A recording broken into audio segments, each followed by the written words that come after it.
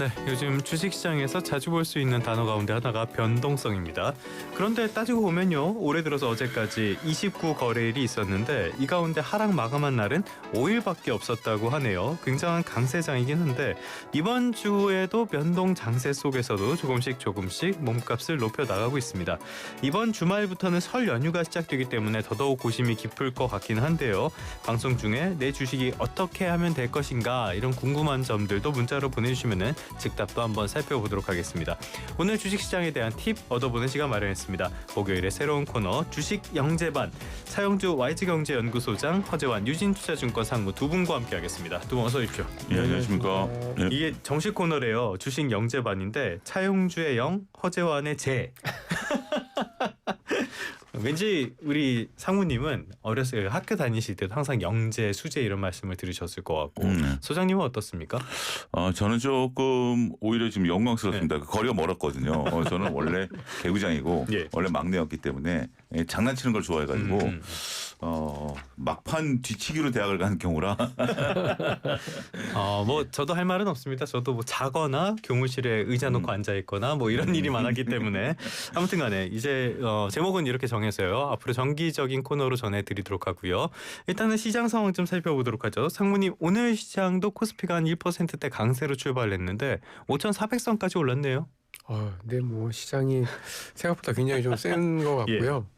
그러니까 저는 이제 1월달에 워낙 코스피가 한 24% 가까이 급등을 했기 때문에 뭐 어쨌든 2월에는 조금 덜 좀 쉬어간다. 네. 내지는 좀 가더라도 엄청 쉬었다가 간다라고 생각을 했는데 별로 이렇게 큰 조정을 잘 안 주고 오히려 이제 장중의 조정 정도로만 그치고 주가가 계속해서 올라가고 있고, 그리고 특히 미국 시장이 오히려 좀 재미가 없을 때 맞아요. 저희가 의외로 좀 뒷심을 발휘하는 경우들이 굉장히 좀 나타나면서 약간 좀 돈의 힘이 또 그만큼 굉장히 좀 세다라는 느낌들을 좀 많이 받고 있습니다. 네네. 말씀하신 것처럼 미국 시장 별로 재미없는 그런 모습들이 연출이 되고 있는데 미국 시장 이야기도 간략하게 한번 짚고 넘어가 볼까요? 미국 시장 어떤 상황인 거예요 대체? 뭐 알 수가 없어요 미국도. 미국도 변동성이 좀 심하다라고 좀 볼 수 있겠죠. 예. 우리가 이제 국내 기준으로 놓고 보면 그 작년에 70% 올랐고요. 미국도 한 50% 올랐어요. 그리고 나서 미국 같은 경우는 우리랑 좀 다르다라는 것은 우리 같은 경우는 상무님 말씀하신 것처럼 고객의 탁금이 풍부하고 많은 투자자분들이 이제 포모 현상들이 일으키면서 주변 여건이 좀 탄탄해졌다라면 미국은 원래 이제 그런 것들하고는 약간 좀 거리가 멀죠. 그러면서 이제 빅테크 기업들의 거품론이라든지 아니면 트럼프 대통령의 관세 정책에 따른 어떤 변동성 이런 것들이 좀 나타나면서 약간의 변동성들이 좀 나타나고 있다라고 좀 봐야 될 것 같아요. 하지만 여전히 빅테크 기업들에 대한 관심들이 좀 높다라고 말씀드릴 수 있겠고, 오늘 새벽에 끝난 뉴욕 증시 같은 경우도 고용 지표가 상당히 좀 잘 나왔죠. 그러면서 다른 이제 미국 같은 지수가 몇 개가 있는데 다른 지수들은 그렇게 변동성이 크진 않았어요. 하지만 여전히 필라델피아 반도체 지수는 2%대 상승세를 흐름을 나타내면서 IT 쪽, 그다음에 발전기기 쪽으로 다시 흐름이 몰리면서 뭐 이것도 뭐 꾸준한 시세라기보다는 어떤 박스권에 갇힌 상태에서 움직이고 있다라고 말씀드릴 수 있겠습니다. 미국 한 개만 더. 말씀하신 것처럼 지금 미국에서 고용 지표가 예상보다 잘 나왔던 게 금리를 낮추지 못할 것이다라는 걸로 연결이 된 것 같은데요. 고용 지표 나쁘게 나오다가 갑자기 잘 나왔고 소비 지표는 잘 가는 것 같더니 갑자기 또 무너졌고 뭐 어떤 상황인 거예요 대체? 그러니까 원래 경제 지표라는 게 약간의 시차도 있고 또 계절성이라는 게 있기 때문에 늘 좀 왔다 갔다 합니다. 그래서 이제 보통 경제 지표들을 볼 때는 뭐 예를 들면 뭐 3개월 이동 평균 같은 거를 통해서 3개월 정도의 어떤 추세로 판단을 좀 하게 되는데 단건으로 보면 안 된다.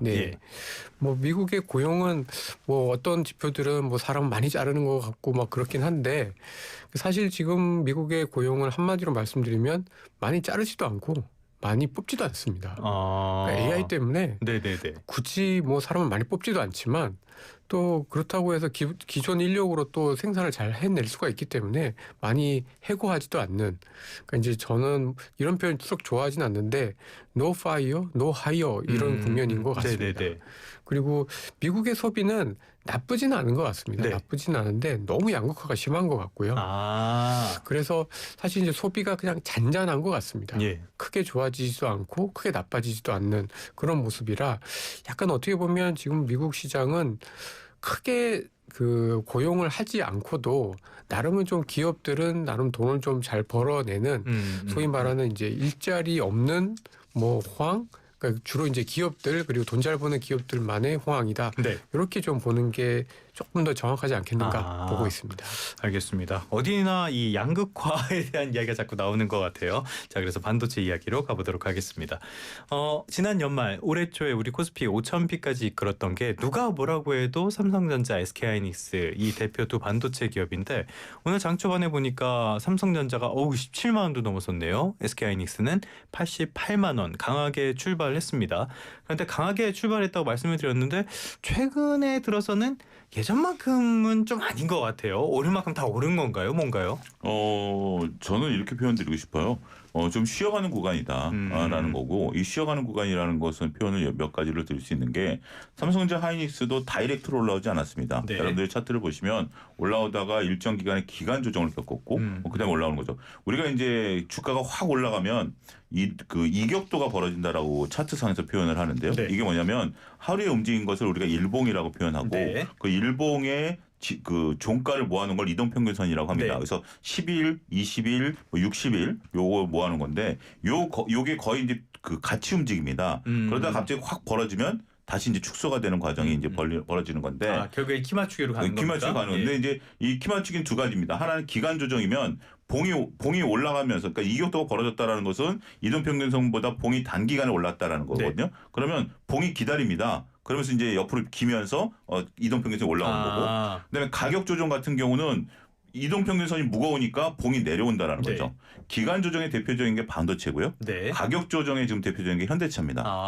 이렇게 여러분 차트를 보시면 머릿속에 이제 딱 떠오르실 텐데 그러면서 이격도가 벌어졌을 때마다 삼성전자 하이닉스는 옆으로 횡보하면서 기간 조정을 좀 겪었어요. 그래서 지금은 기간 조정 구간으로 이해를 하셔야 된다라고 네네. 말씀드릴 수 있겠죠. 물론 삼성전자 하이닉스에 대해서 아직까지 PER이 10배가 안 되고 그다음에 슈퍼사이클이기 때문에 올라간다라고 보면서 많은 분들이 투자를 하고 있는 것은 사실이긴 합니다만 두 번째 이유 우리가 대청봉을 올라갈 때 다이렉트로 올라가는 사람 없잖아요. 가다 쉬죠. 가다 쉬는 구간이 분명 나오는 거예요. 그래야 대청봉을 올라갈 수 있는 거예요. 이건 산을 올라가 보신 분들이 100% 공감할 겁니다. 지금 현대차 만약에 삼성전자 하이닉스가 목표 주가에 다이렉트로 올라가면 그 다음은 뭐죠? 거기서 가만히 머무나요? 그렇네요. 거기서 뭐 일어나요? 이런 것들이 있기 때문에 이런 부분들을 놓고 보면 지금 많은 분들이 좀 조급해 하시는 것 같은데 저는 지금 상태에서는 오히려 시장이 다져간다라는 면에 있어서는 저는 매우 긍정적으로 보여집니다. 다져간다. 우리가 쉬어야 올라갈 수 있는 거기 때문에 지금의 어떤 좀 박스권에서의 횡보를 그 두려움을 느낀다라든지 아니면 왜 못 가냐는 답답함보다는 오히려 움츠렸다가 다음을 가기 위한 그런 어떤 전략적인 부분으로 이해를 하셔야 되지 않을까 싶습니다. 원동력을 모으고 있는 길을 모으는 시기라고도 볼 수가 있겠는데 자 그럼에도 불구하고 개인 투자자분들이 많이 들어왔던 시점들 이런 때를 보자면은 그분들이 또 반도체 쪽에 많이 들어오셨잖아요. 굉장히 답답할 것 같기는 해요. 24만 전자 105만 닉스 가는 거 아니냐 이렇게 기대를 하고 들어오셨는데 지금 거의 제자리 걸음이니까요. 쉬어가는 구간이다라고 하셨는데 동의는 하시는지 동의를 하시면 얼마나 더 쉴 거라고 보시는지 상무님 생각은 어떻습니까? 동의하고요. 사실 이제 그 삼성전자도 그렇고 삼성전자는 이제 지난 1년 동안 한 150% 정도 올랐고 SK 하이닉스는 240% 정도 올랐는데 글로벌 메모리 반도체 기업들이 다 그 정도 올랐습니다. 얘네만 특별한 게 아니네요. 예. 그리고 사실 뭐 샌디스크 같은 최근에 미국에서 제일 핫한 이 그 주식들 같은 경우에는 뭐 1,500% 막 올랐는데 이제 이게 많이 오르다 보면은 또 조정을 받을 때 되게 세게 조정을 받기도 합니다. 그러니까 이게 그 많이 올라가면 어쨌든 많이 쉬는 게 맞고. 뭐 그렇죠. 근데 그게 이제 어떻게 보면 자연 현상이거든요. 근데 이제 그 지난 1월달에 삼성전자 하이닉스가 워낙 많이 올라왔는데 막상 2월달 들어서는 이제 그런 주식들보다 최근 들어서는 뭐 약간 엉뚱하다는 표현이 있어서 죄송하지만 뭐 은행이라든지 네네. 요즘 뭐 백화점, 뭐 유통, 뭐 이런 주식들이 더 많이 올라가니까 약간 좀 이 타이밍상으로 이렇게 좀 엇나가는 거 아니라는 걱정들을 많이 하실 수가 있는데요. 네. 이게 목표 주가라는 것도 이게 1년 내 목표 주가가 뭐 또는 뭐 2년 내 목표 주가인데 사실 아직 올해 지금 이제 2월 달이거든요. 아직 네. 설도 안 지났습니다. 그러니까 사실 이제 좀 갈 길이 멀다라고 생각을 좀 하고 있고 그래서 저는 조금 더 여유 있게 조금 더 길게 봐야 된다라고 생각을 하고 있습니다. 알겠습니다. 뭐 너무 급하지 않으셔도 될 것 같아요. 네. 지금 일단 반도체 얘기 시작했으니까 반도체 얘기 계속 해보도록 하죠. 예.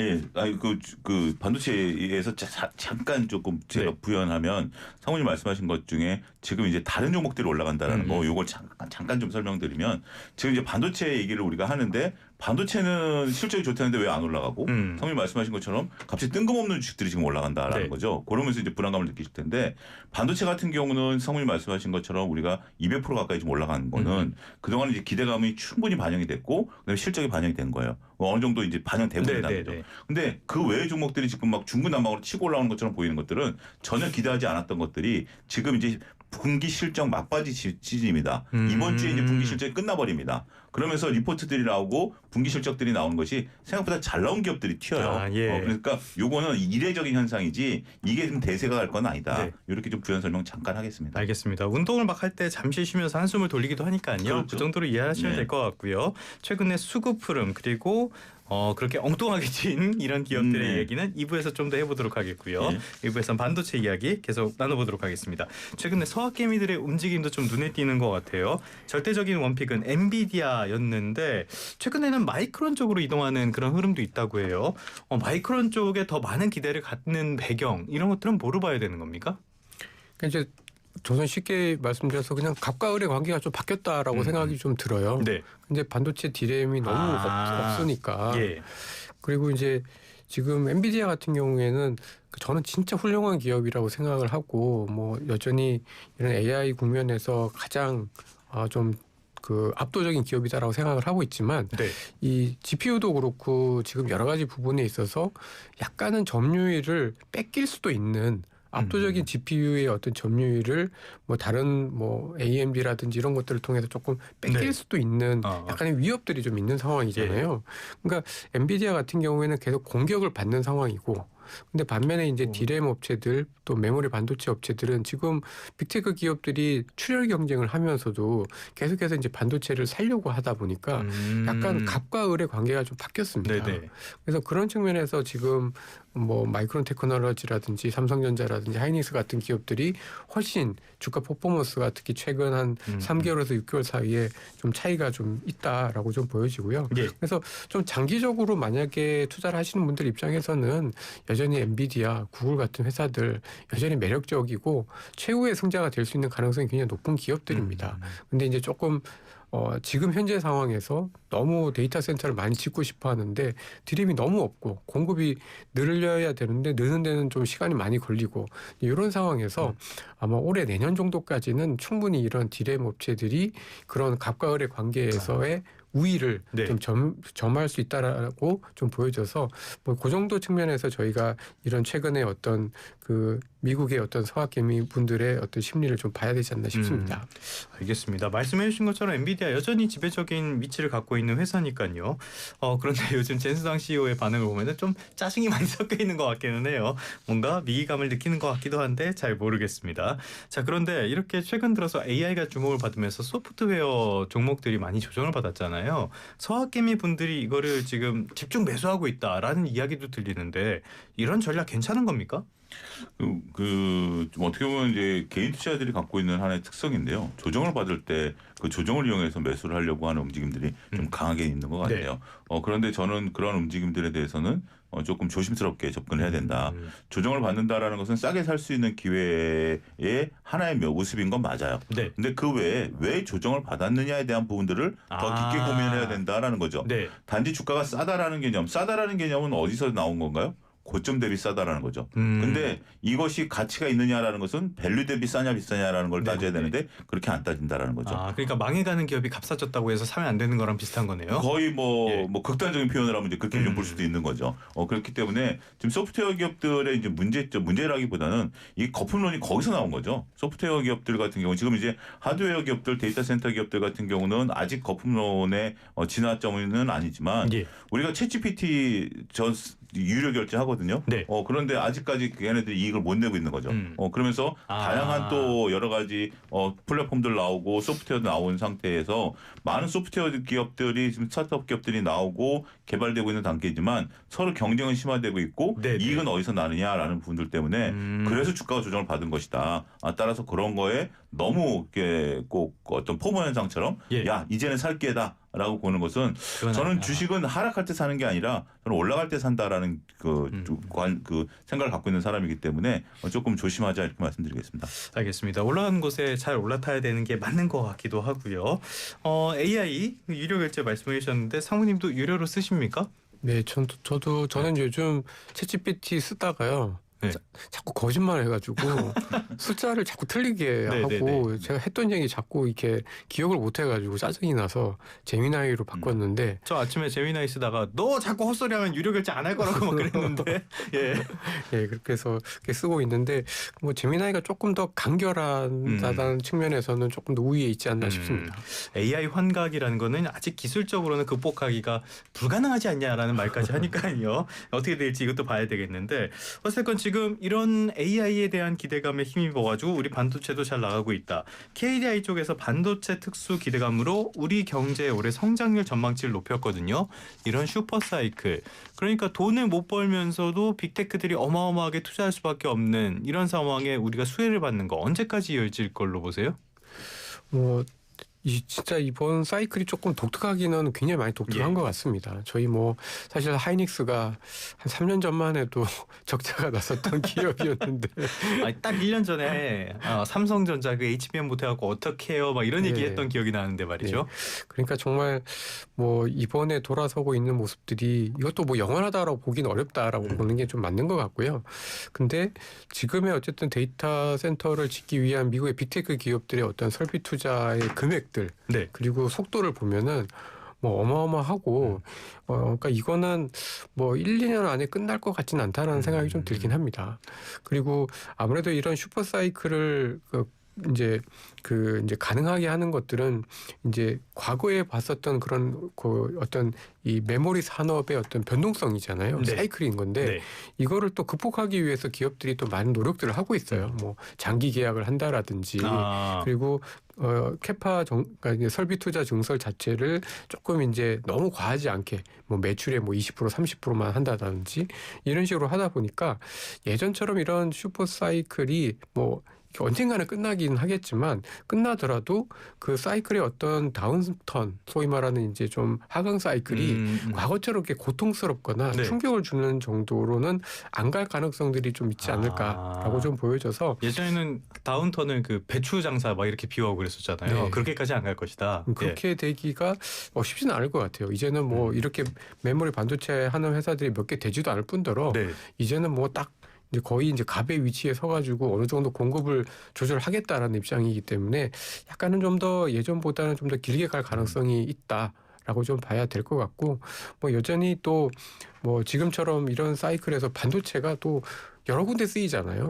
그러니까 그런 거에 따른 어떤 수요들은 여전히 좀 있을 것 같아서 어차피 언젠가는 사이클을 다운턴을 보긴 하겠지만 예전에 비해서 다운턴의 어떤 고통이나 그 피 흘림이 출혈이 과거보다는 좀 덜하지 않겠는가라는 측면에서는 좀 더 당연히 이제 올해를 지나면 내년에는 조금 기대감이 약해지긴 하겠지만 어쨌든 그 다운턴을 너무 지금 앞서서 걱정할 정도까지는 아니지 않나 싶습니다.